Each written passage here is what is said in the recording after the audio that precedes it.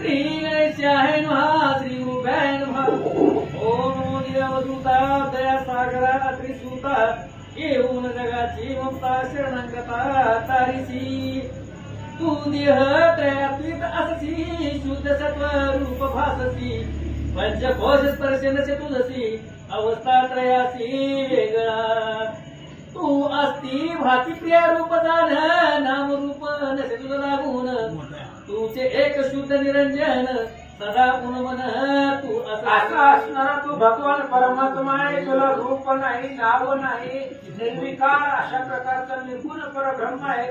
महाराज सांगतात ऐसा तो तू परत तुझा त्रिभुवन आधार पंचभूताचा विस्तार माया तुझी वाढली. अशा प्रकारचा परात्पर परब्रह्मत्व आहे. त्रिभुवनाला तुझा आधार आहे. पंचभूत पृथ्वी आप तेज वायू आकाश याचा विस्तार करणारा तू. तूच नसे भूत बाधा न स्पर्शसी काम क्रोधा पंचविषयाच्या संपदा न झटसी तू कदापि. तुला काम क्रोध पंचविषय पंचमहाभूत याच्या वेगळा अलिप्त आहे असं महाराज सांगतात. तुझी तू राम रूप अससी अवतरलासी भानुवंशी दूर करून अज्ञातमासी माया निशी निवारली. तूच असणारा रामरूप आहे, परस्पर आहे आणि भानुवंश म्हणजे एकनाथ महाराज सूर्यवंशामध्ये अवतरलेले असणारे भगवान परमात्मा आहे आणि सगळे असणारे अज्ञान रूपी स्तंभ घालवण्यासाठी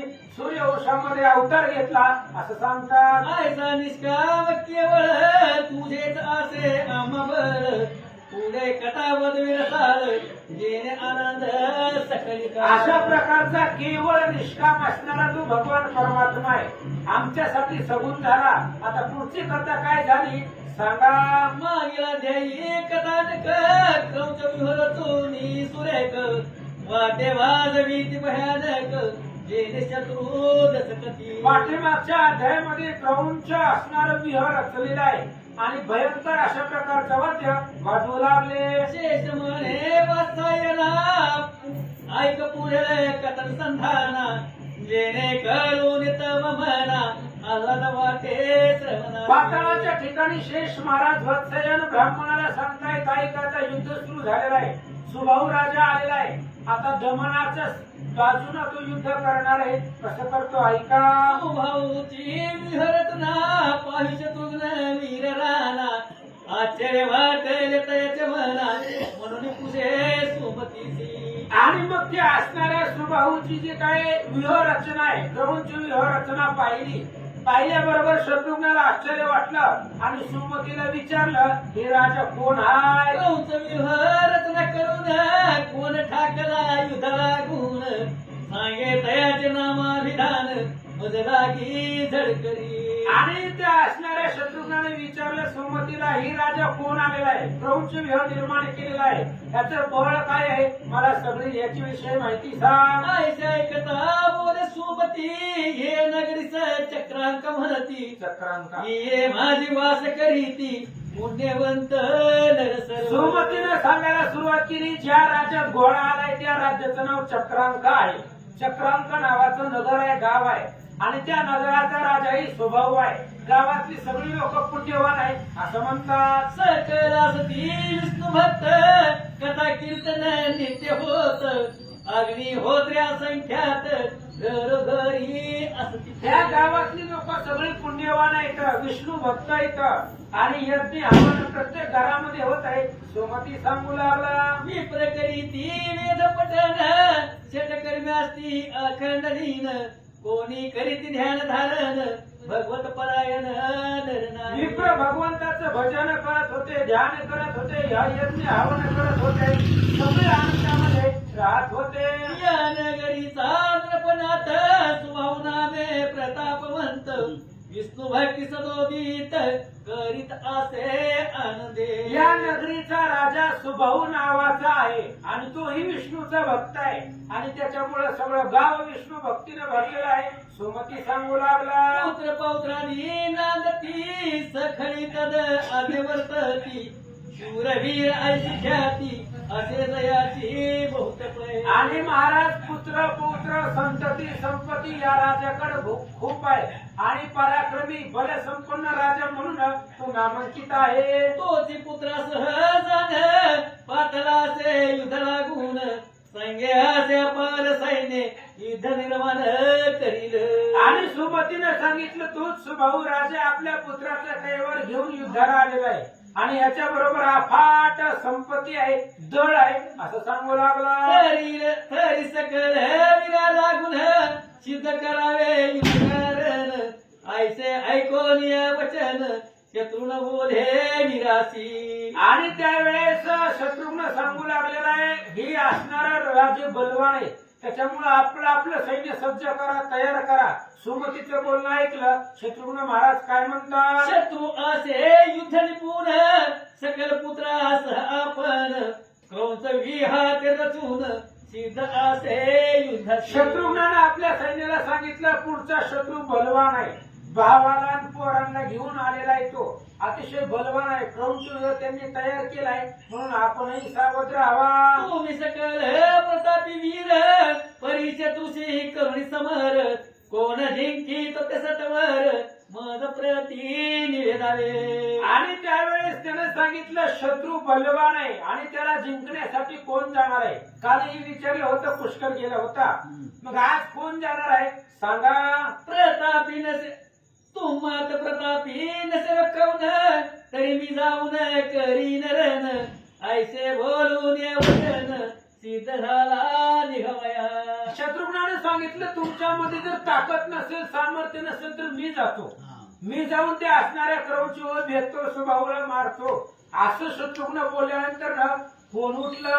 ऐसे पाहून या त्वरित जो जनक रायाचा सूत लक्ष्मी निरे नाम विख्यात उभा टाकला ते काळी. आणि असं शत्रुघ्न बोलल्याबरोबर विदर्भ राजा नगराचा जनक राजा, त्या जनकाचा मुलगा लक्ष्मी त्याचं नाव आहे आणि तो असणारा योद्धा पुढे आला. म्हणे ऐके मग वचन युद्ध धाडी मज लागून खेळा माझी उभेलून करून येतो राम कृपे. लक्ष्मी निधीने सांगितलं शत्रुघ्न महाराज मला आज्ञा द्या म्हणले, मी आताच्या आता जातो, ही असणारा क्रौंच भेटून येतो, रामाच्या कृपेनं ते सगळं सैन्य विभांडतो असं बोलू लागला. जैसा पूर्वी भरवे झालं क्रौंच विहू केला भेदन तैसाच पराक्रम करून मीही आज येतो पै. लक्ष्मी निधीनं सांगितलं पूर्वी जसं परशुराम महाराजांनी क्रौंच भेदलं होतं त्याच पद्धतीने मी सुद्धा जातो आणि क्रौंच भेदून माघारी येतो. मज समरीन टिके कोणी काळी आला युद्धाला कोणी तरी त्याचे जिंकूनी पुरुषार्थ दानीन सर्वांते. मी जर युद्धाला निघालो तर माझ्या पुढे काळ सुद्धा टिकत नाही, काळाला सुद्धा जिंकणारा मी योद्धा आहे. त्यामुळे सुभाऊ राजा काय आहे मला आज्ञा द्या.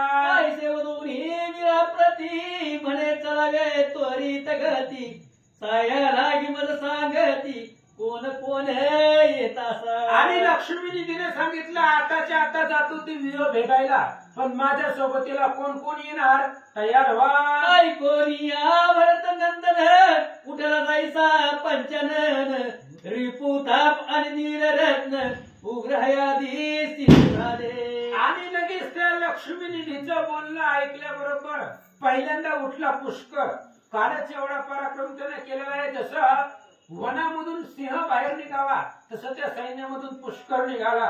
त्याच पद्धतीने रिपू नील रिपुताप आणि नीलरत्न उग्र आहे अशा प्रकारचे सैन्य बाहेर निघालं. कवच कुंडले आणखी शोभती मुकुट माता दिव्य धडकती क्षेत्रे सिद्ध करून या निभूती रती बैसती ते कवच काळी. कुंडले किरीट अंगामध्ये मुकुट डोक्यावर मुकुट दिव्य अशा प्रकारचा झळकू लागला. शस्त्र अस्त्र सिद्ध करून निघाले. शत्रुघ्नाची आज्ञा घेऊन निघाले वीर तेच क्षणी मार्गी चालत उर्विदनानी सेना अपार संघर्ष. शत्रुघ्नाची आज्ञा घेतली आणि ते असणारे सगळं सैन्य निघालं. जात असताना पृथ्वी थर थर थर दणाणू लागले. गलती क्षणे करू संवर कोण टिकेल आमसमोर शस्त्रे उचलून या वीर धावताती एक आणि सरा हे असणाऱ्या शत्रुघ्नाचं सैन्य निघालेलं आहे. त्याच्यामध्ये मुख्य लक्ष्मी निधी आहे, पुष्कर आहे, रिपुताप आहे, हयग्रीव आहे, उग्रहाय आहे. अशा प्रकारचं सैन्य निघालं. उड्डगना माझी चंद्र जैसा लक्ष्मी निधी शोभेत ऐसा परी शत्रू शिकारसा भासले की समरे आकाशामध्ये चंद्र शोभिवंत दिसावा तसं सगळ्या सैन्यामध्ये लक्ष्मी निधी शोभून दिसू लागला. पण शत्रूचा का असावा तसा निघाला. सकळ वीर धाविन रे ऐसे शत्रुघ्ने अवलोकिले सेनापतीचे अन्न पिले चला जाऊ त्वरित गती आणि लगेच शत्रुघ्नानं त्या ठिकाणी असणारा पाहिला हे गेलेला आहे. शत्रुघ्नाने विचार केला ह्याच्या पाठीमाग आपणही जावं. म्हणून सेनापतीला सांगितलं चला आज असे युह भेदन तरी जाऊ युद्ध आपण ऐसे बोलून या वचन हाती धनुष्य घेतले शत्रुघ्नाने विचार केला व्यूह भेदायचाय आणि व्यूहामध्ये कुणाची गरज कोणाला लागेल काही सांगता येत नाही. आपलं सैन्य अडचणीत येऊ नये म्हणून चला धनुष्यबाण धनुष्यबाण घेऊन त्या पाठीमागून निघाला. सकल सेना निघाली चालत मार्गी जाती झाली वाद्य नाद नदी पूर्वी जाण ते काळी आणि मग सगळं सैन्य सिद्ध झालेलं आहे, निघालेलं आहे. पृथ्वी मंडळ डळमळू लागलं, नाद आकाशापर्यंत घुमू लागला. शत्रुवीर चालीला पुढती तय मगे रथ चालती गजवाजा आणि पदाती चालिले असते अनुक्रमे शत्रुघ्नवीर पुढे निघालेला आहे. त्याच्या पाठीमाग हातीदळ, घोडेदळ, पायदळ, चतुरंग सैन्य निघाला. रणांगणी दाटेल वीर जैसा पसरला सागर नाना परिवाद्य गजर करती तेव्हा वीर ते रणांगणामध्ये सैन्य निघालेलं जसं समुद्राचं पाणी अफाट पसरावं तसं शत्रुघ्नाचं सैन्य दिसू लागलं. वाजी हिंसती अपार सर्वही करती जय जयकार तेने गाजले अंबर वाटे अकांत मांडला घोडे जरी हिंसले तरी सध्या त्या ठिकाणी असणारा मोठा आवाज होत होता. सगळ्यांनी जय जयकार केला. रामचंद्राच्या नावानं आकाश दुमदुमून गेलं. दोन्ही दळा माझारी वीर असती अपरंपारी इतक्या माझी मुख्य वीरी अवलोकिले परस्परा आणि एवढ्या वेळामध्ये दोन्ही असणाऱ्या सैन्यामध्ये भरपूर सैन्य आहे, जळ आहे, मुख्य वीर आहेत. आणि हे असणाऱ्या शत्रुघ्नाचं सैन्यानं सुभाऊच्या सैन्याला पाहिलं. मुख्य जी वीर होते त्यांनी आपापसामध्ये पाहिलं. ग्रौंच विहाचे मुख भागी सुख रक्षित स्व अंगी तयासी अवलोकून वेगी लक्ष्मी निधी धाविन क्रौंच विह जो होता त्या क्रौंच विहाच्या तोंडाला सुकेतू हे असणारा सुभाऊचा भाऊ आहे आणि तो असणारा सुकेतू होता. आणि मग सुकेतू आणि त्याच्या बरोबर युद्धाला लक्ष्मीने शत्रुघ्नाकडून धावला. उभा ठाकरा तया समोर म्हणे ऐक रे रणचतुर तुझ मारा वया धनुर्धर पातो मी या ठाया आणि त्यानं सांगितलं हे बघ म्हणले मी त्या ठिकाणी तुझ्या बरोबर युद्धासाठी आलेला आहे. सुकी तुला लक्ष्मीने म्हणू लागलेला आहे आणि तुला मारण्यासाठी मी आलोय. तुला जर माझी ओळख पाहिजे असेल तर मी कोण आहे सांगतो. जरा म्हणसी कवन करी ऐके वर्तमान विदेही जनकाच विनंदन नाम माझे लक्ष्मी निधी आणि त्या लक्ष्मी निधीने सांगितलं तुला जर वाटत असेल मी कोण आहे तर विदेह नगरीचा मिथिला नगरीचा राजा विदेह जनक आणि त्या जनकाचा मी मुलगा आहे असं बोलू लागला. सकळ युद्ध कला निपुण असे गुरु कृपे जाण आता धावीन तुझ लागून पराक्रम पै माझा आणि सगळ्या सैन्यामध्ये गुरु कृपेने मी प्रवीण आहे. आता माझा पराक्रम तुला दाखवतो. श्रीराम जो का अयोध्यपती तेने यज्ञाश्व सोळी लक्षिती तुम्हाची कैसी पडली भ्रांती कार्य मरता व्यर्थची लक्ष्मीने सांगितलं अरे अयोध्यपती रामचंद्र आहे आणि त्या रामाचा घोडा पकडण्याचं धाडस तुमचं झालंच कसं.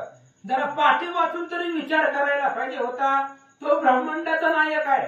तुम्हाला कशी भ्रांती पडली त्या रामाचा घोडा पकडला. श्रीरामाचा पराक्रम देना म्हणून धरिला ती अश्वत्थामा आता तरी तयाच्या चरणा जावे शरण सत्वरी अरे तुम्ही रामाचा पराक्रम तुम्हाला माहिती नाही म्हणून तुम्ही घोडा पकडलाय. जर माहिती असतं तर पकडला नसता. असू द्या म्हणले, राम कसा आहे शरणांगाचा कृपाळू आहे, म्हणून त्या रामाला शरण जावा असं लक्ष्मीने सांगू लागला. तो अनाथ जन कैवारी शरणागतीसी न मारी परम दयाळू अयोध्या विहारी मित्र करा आपुला. अरे तू शरणांगताचा कृपाळ असणारा राम आहे. तुम्ही शरण आलात तरी राम तुम्हाला मारणार नाही, म्हणून तुम्ही अनन्य भावानं रामाला शरण जावा. ऐसे ऐकून या वचन सुखे तुम्हाने दयाला गुण काजल पेसी मूर्ख समान मग पुढे येऊन आणि सुकेतून सांगितलं, अरे मूर्खासारखी बडबड काय करायला, इथे युद्धाला आला का नातं होतं सांगायला आला. अरे तुला विचारलं होतं का तू कोण आहे, मनाने सांगायला लागला. बरं असू दे, युद्ध कर. बोलू लागला, तुझ माझी पराक्रम पूर्ण काय तुझा बी करून उगाची वाहती अभिमान परिबल पुढे न चाले. सुकेतून सांगितलं, तुझ्यामध्ये फक्त बोलण्याचं सामर्थ्य आहे. अरे अंगामध्ये किती बळ आहे, किती ताकद आहे, युद्ध करून दाखवा.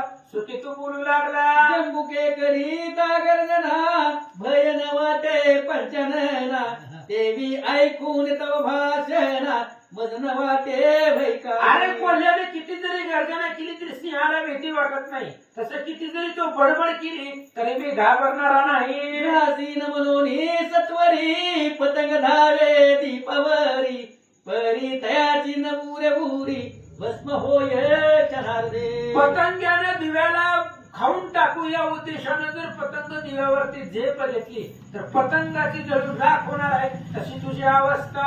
कैसे तुझे शिवरपण मन पुढे न चाले जाण आता पाहे शरसंधान सावधान होऊन ये. त्या पद्धतीने तुझ्या त्या पतंगासारख्या कोल्ह्यासारख्या वल्गन आहे, माझ्या पुढे चालत नाही. आता जर हिंमत असेल तर माझं शरसंधान सहन कर, म्हणून बाण सोडू लागला. ऐसे मधून से कुते वेरी धनुष्य गुण चढवी सत्वरी आकर्ण ओळून नटनटकारी करुण धावी शत्रू. अशा पद्धतीने बोलला. सुखी तुला राग आला, धनुष्याला बाण लावला, कर्ण कानापर्यंत कानाडी ओढली, बाण सोडला. क्रोधावसे करुण बाण जोडी धनुष्याला गुण आकर्ण ओढी ओढून जोडीत अपार सैन्य. राग आलेला आहे सुखी तुला, बाण धनुष्याला लावला, आकर्णापर्यंत कानाडी ओढली, सोडू लागला.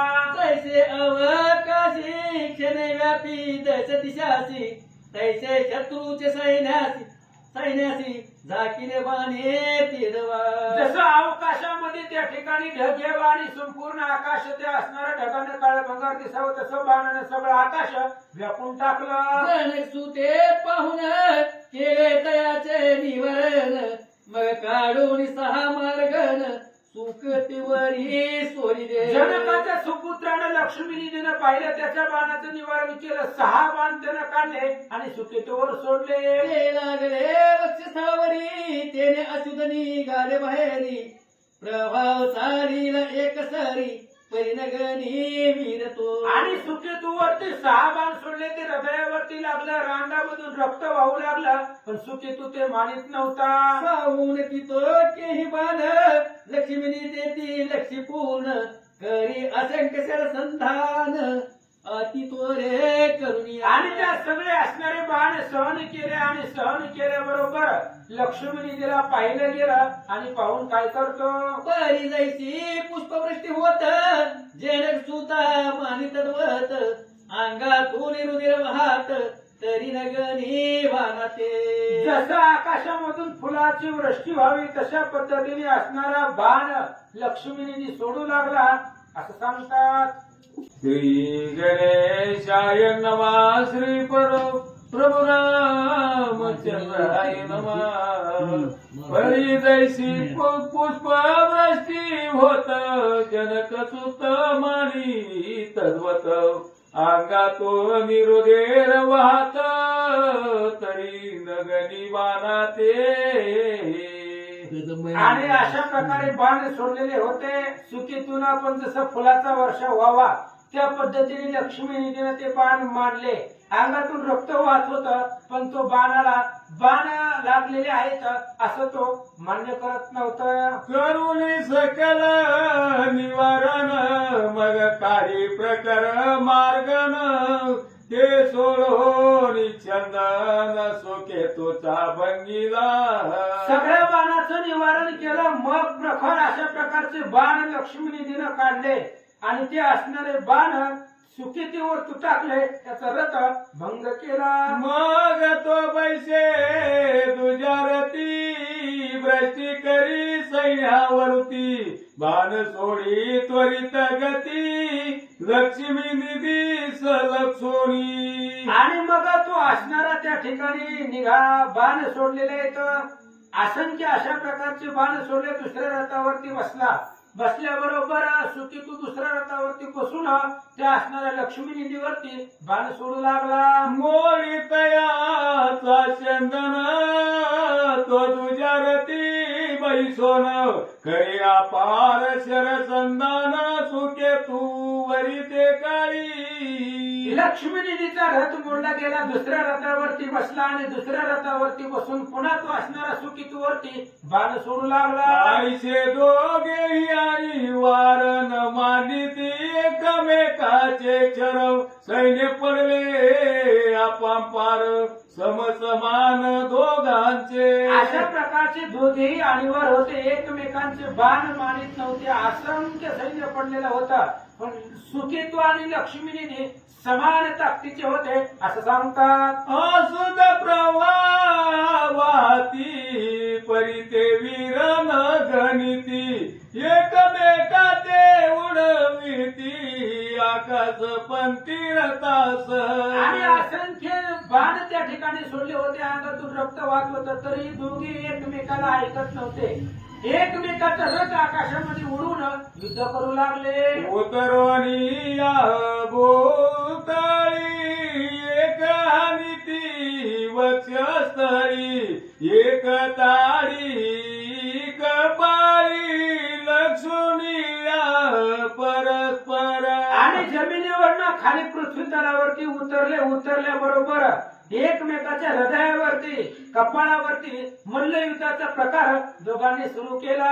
एक तोडून कोदंड तत्काळ करी दुखंड ऐसे महावीर प्रचंड नाटोपती एकमेका. लक्ष्मीनिधी आणि सुकेतू एकमेकावरती प्रहार करू लागले. धनुष्य तोडू लागले. घनघोर युद्ध करू लागले. पण एकमेकाला कुणीच ऐकत नव्हतं. पुनरपी करिता शरचंदान एकमेकात लक्षोनी पूर्ण परितोडोनी सकल मार्गन भूमीवरी पाडिती. पुन्हा धनुष्यबाण घेतले. एकमेकावरती शरसंधान सोडू लागले आणि एकमेकाचं बाण निवारण करत असताना बाण जमिनीवर पडू लागले. युतकिया माझी लक्ष्मी नदीवीर सोडू वसू संख्या चर ते जावोनी सुखे तूवर काय करीतो ते ऐका. एवढ्या वेळामध्ये लक्ष्मी निधीनं वसू संख्या वसू किती आहे? अष्टवसू आहे. 8 बाण सोडले आणि 8 बाण कुठं कुठं लागले. चार वाणी चार अश्व मारिले एक सार त्यासी वदिले एके बाप चाप तोडून पाडिले सुखे तुझे हस्ती हुली. लक्ष्मीनिधीनं 8 बाण सोडले. 4 बाणाला रथाचे 4 घोडे मारले. 1 बाण रथाच्या ध्वजाला, 1 बाण सारथ्याला मारू लागला. एक रथाचा ध्वज तोडिला एक चुके तू हृदय विंदिला ऐसा पराक्रम केला तया बाणी जाऊनी. एकाने रथाचा ध्वज तोडला आणि 1 बाण सुकी तुझ्या हृदयावरती लागला. अशा प्रकारचा पराक्रम ह्या लक्ष्मीनिधीच्या 8 बाणाने केला. मग तुझ्या संदनी बैसोन क्रोध करी शरसंधान सोडी एक निर्वाण बाण लक्ष्मी निधी शिवदावया. मग सुकेतू दुसऱ्या रथावरती बसला आणि दुसऱ्या रथावरती बसून लक्ष्मीनिधीला लक्ष केलं आणि एक निर्वाणीचा बाण सोडला. ओ जावोनी त्वरित गती लागावा वक्ष स्थळावरुती इतक्या माझी तया प्रती तोडिले प्रतापे.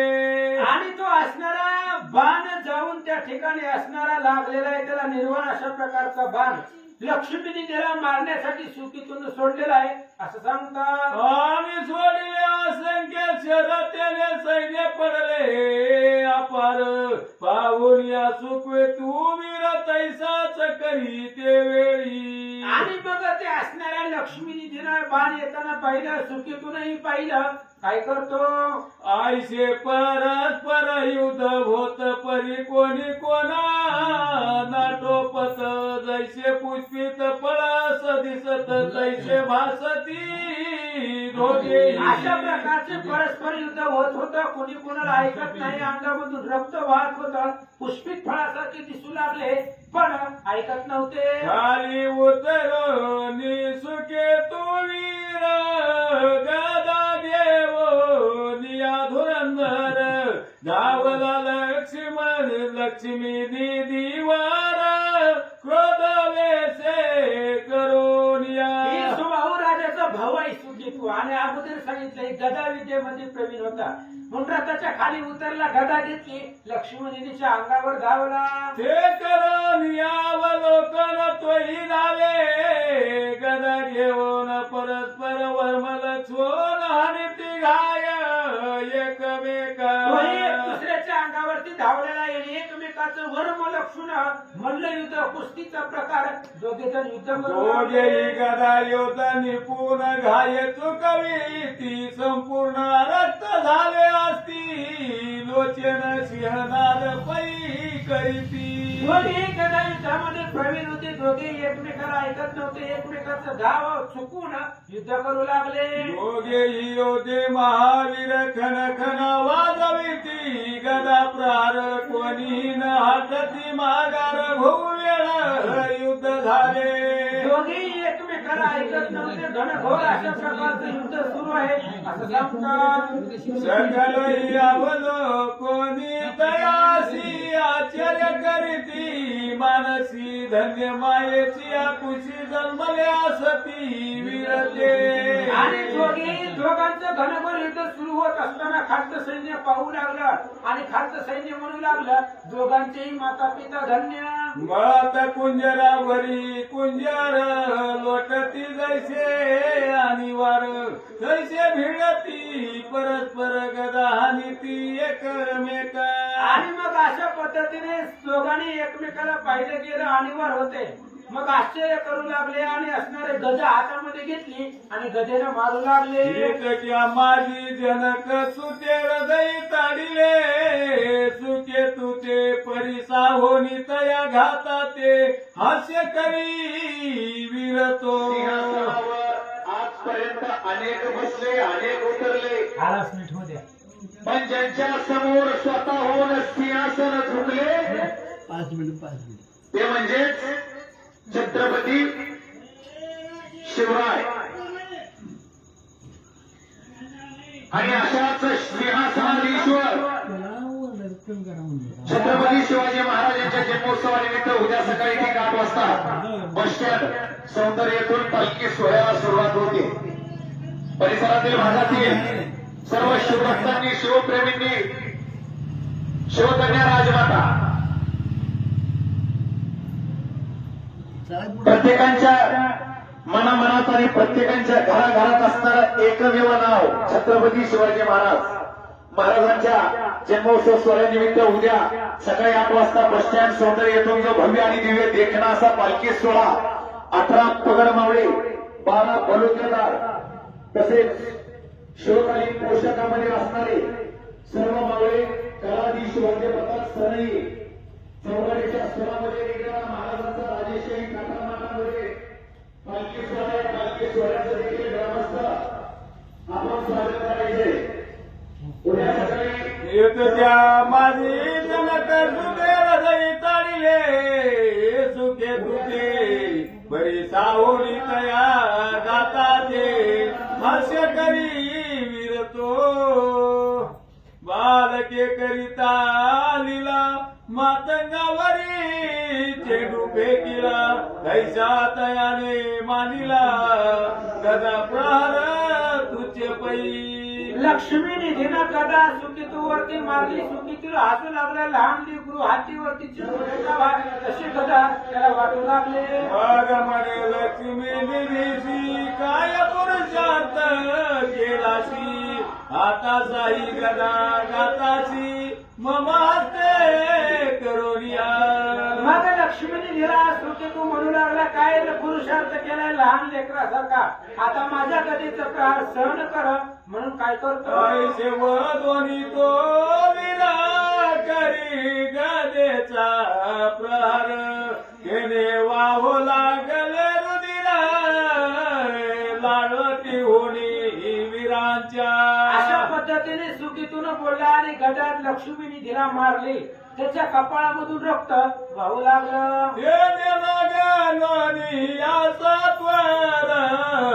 सुकेतू ताडीला मस्तकावर, होईन गणोनी स्वतंतावर, घरी करी घात शत्रूच्या.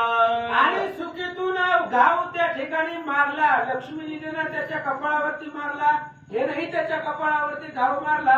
दोन्ही कोणी कोणाला ऐकत नव्हते. लक्ष्मी निधी न गणी किंचित, न होय कवनाचाही घात, जयापजय न होत गदा गदा युद्ध कोणाशी. आणि मग दोघंही एकमेकांना मानित नव्हते, त्याच्यामुळे घाबरत नव्हते, भेट नव्हते. जय पराजय कोणाचाच होत नव्हता, समसमान योद्धे होते. गदा टाकोनी सुके तू वीर मला योधा प्रवर्तला सत्वर, ऐसे पाहोनी जनक कुमार भाऊ पेटोनी उभा राहे. सुकितूनं गदा फेकून दिली आणि मल्ल युद्ध कुस्तीचा प्रकार खेळण्यासाठी तयार झाला. लक्ष्मी निधीने पाहिलं आणि युद्धासाठी सज्ज झाला. शेपुतीचे हृदयावरी वज्र मोठी घात करी, सावोनिया मस्तकावरी करी प्रारतई साची. सुकितूच्या हृदयावरती बुकीचा प्रहार लक्ष्मी निधीने केला. लक्ष्मी निधीच्या मस्तकावरती सुकितूनं मारला. दात खाओनिया परस्पर हाडितले लता प्रारे, वर्मे धरुनी आले कुरे निकुरे मोडू पाती हस्तपाद. दात खाऊन एकमेकावरती लाताचा बुकीचा मुष्टीचा वर्म जाणून एकमेकाला मारू लागले. नकी करीती विदारण, मुके करीती दंश जाण, ऐसे दोघेही वीर समान, सर्व गुणी सारिखे. अशा पद्धतीने दोघेही बलवान होते, कोणी कोणाला ऐकत नाही. सर्व गुण संपन्न एकमेकासारखे दोघेही बलवान होते. बहुत वेळा युद्ध करीता नाटोपे एकही तत्वता, इतक्या माझी जनक सुता सुखे तुने आपटिले. अशा पद्धतीने पाहिलं दोघंही एकमेकाबरोबर युद्ध करू लागलेले होते. एवढ्या वेळामध्ये सुकितू आला, लक्ष्मी निधीला उचलला, जमिनीवर आपटलं. परितयाने उठोनिया धरिले सुके तुशी चरणी, गर गरा हो गोवडनी आपटिले धरणी वरी. लक्ष्मी निधी पडल्याबरोबर पुन्हा उठला, सुकितूच्या पायाला धरलं, आकाशामध्ये फिरवलं, आदळला. देवे तयासी मूर्छाली तेही विरे साई, ऐसे परस्परे ते वेळी भूमीवरी आपटती. अशा पद्धतीने आपटल्याबरोबर मूर्छा आली, पण लगेच सावध झाला. पुन्हा ह्याला उचलायचं, त्यानं आपटायचं, त्यानं उचलायचं, ह्याला आपटायचं. कोणी मूर्छित पडत नव्हतं असं सांगतात. जैसे वृक्ष उन्मळून पडती, तैसे वीर आदळती, परी न होय जय प्राप्ती एका सहिते काळी. जसं झाडं उन्मळून खाली पडावी त्या पद्धतीने दोघे पडत होते, पण कोणीच कोणाला ऐकत नव्हतं. युद्ध करिता थकले पूर्ण म्हणून झाले मोर्चा यमा, योदेवर्णी ती जाण धनवीरावोनिया.